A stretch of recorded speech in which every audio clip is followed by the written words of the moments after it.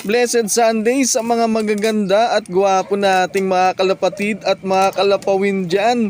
Ang hindi po puso, ayun, papangit.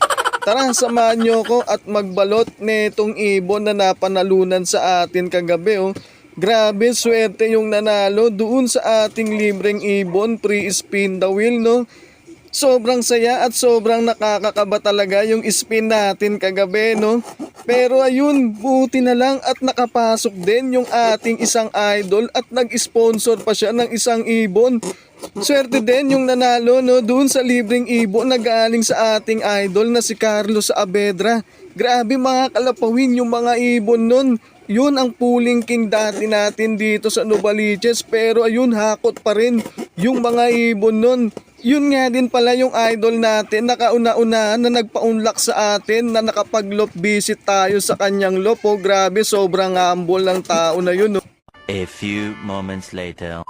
Eto na nga pala yung ibon na napanalunan sa atin kagabi. Oh. Grabe, swerte nga pala yung nanalo dito sa ibon natin na to. Dahil yung natira doon sa ating pre-spin the wheel natin kagabi ay wala sa ating FB Live.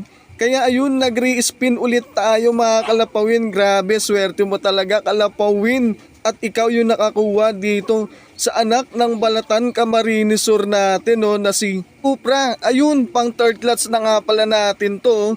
At yung first clutch natin sa kanya at yung second clutch natin, ayun, naturuan na nga rin pala natin. Saan na lang, no, ay magbigay din ng karangalan sa atin.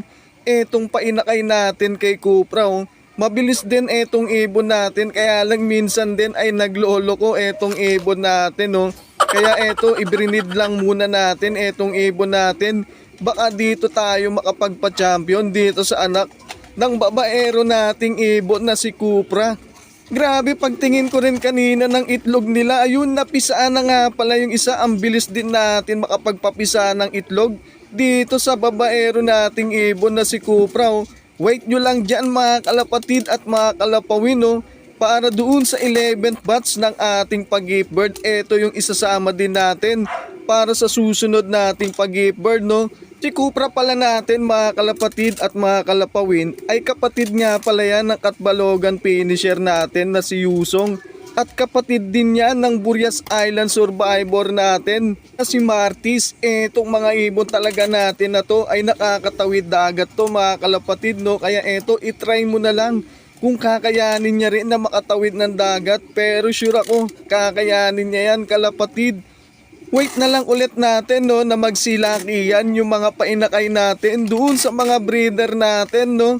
Abang-abang lang tayo dyan mga kalapatid at mga kalapawin. Tutok lang kayo palagi dito sa aking profile account, dito sa aking Facebook. At tutok lang din tayo palagi dito sa aking YouTube channel na to.